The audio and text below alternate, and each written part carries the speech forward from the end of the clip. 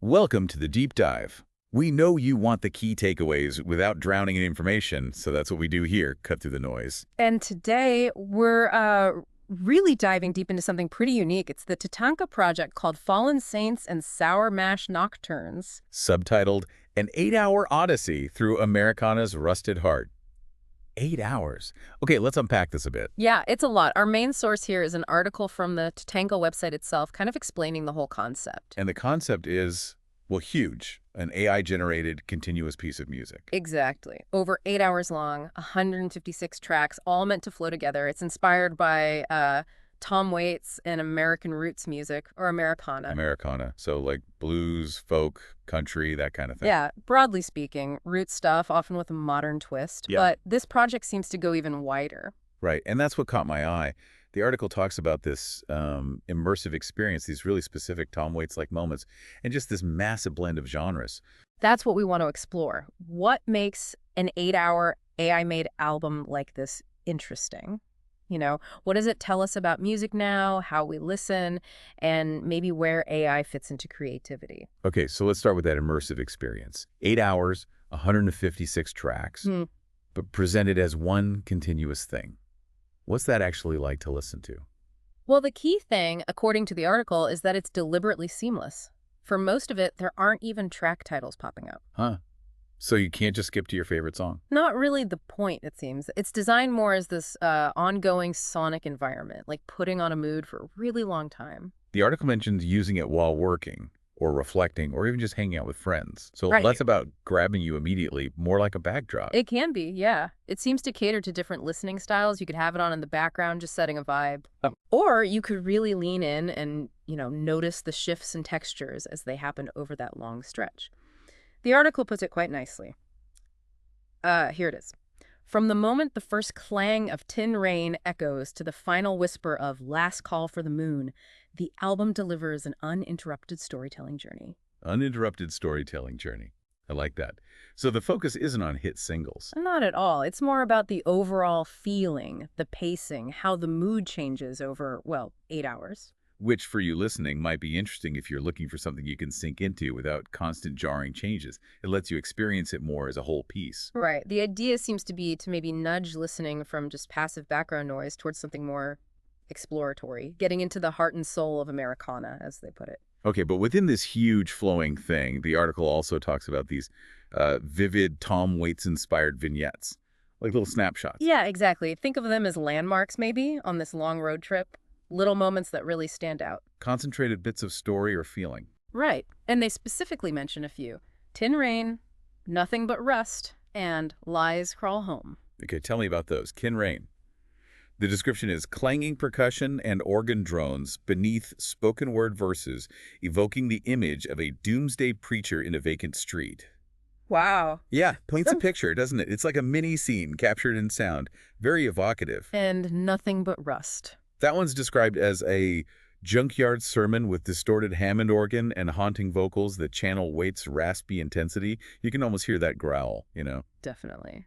And the last one, Lies Crawl Home. That one sounds more mellow, maybe.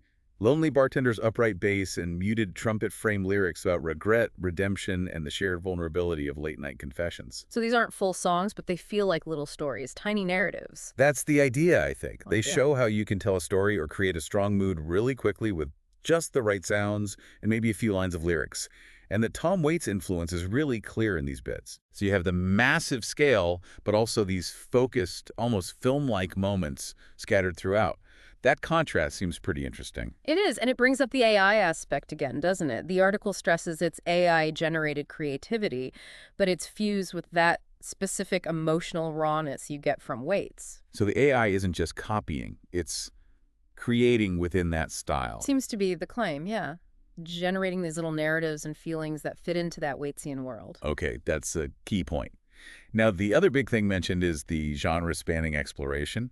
Americana's already pretty broad, but this sounds like it goes even further. Oh, definitely. The article lists blues, folk, gospel, but then also vaudeville, avant-garde stuff, garage, junkyard rock, even beatnik-era jazz. That's quite a mix. Must Yeah. have some wild instrumentation. It sounds like it. They mention honky-tonk piano, but also a 𝗧𝗔𝗧𝗔𝗓. Barefoot gospel claps next to warped polka. Warped polka. Okay, that's unexpected. Right. And what's interesting is how the article frames this diversity. It's not just showing off, it's about representing multiple traditions and maybe voices that don't always get heard in mainstream music history. So bringing all these sounds together is presented as a kind of equality, like they all belong in this shared cultural tapestry. That seems to be the idea, that blending them seamlessly isn't just cool sounding, it's a statement about creative equity. The album becomes this kind of living archive. Preserving and reinventing these styles through AI. Exactly. And for you listening, trying to get a handle on a big topic, this project kind of bundles up this huge range of American music into one experience. It shows how disparate sounds can connect within this larger narrative. Okay, so let's recap the main threads here.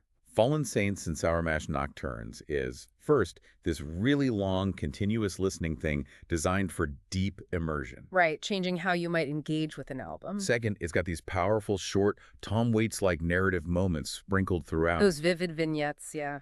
Little emotional anchors. And third, it covers this incredible range of genres, from traditional roots to more experimental sounds, blending them all together. Representing a really wide slice of American musical history and expression.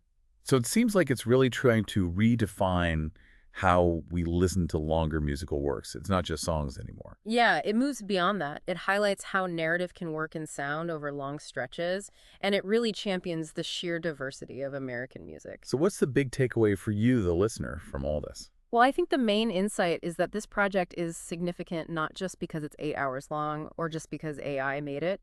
It's interesting because it's actively playing with how we listen. Experimenting with form and attention spans. Exactly. And how stories can unfold sonically and how really different musical traditions can actually talk to each other and build something new together. It's definitely pushing some buttons, making us think about what an album even is these days.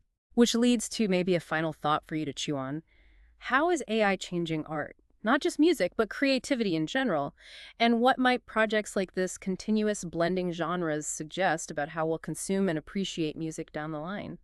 Yeah, what does it mean for the idea of an album itself when you have these massive evolving soundscapes? It's definitely something worth thinking about. And maybe check out the TATANKA project itself, see what you make of it after hearing about these different layers.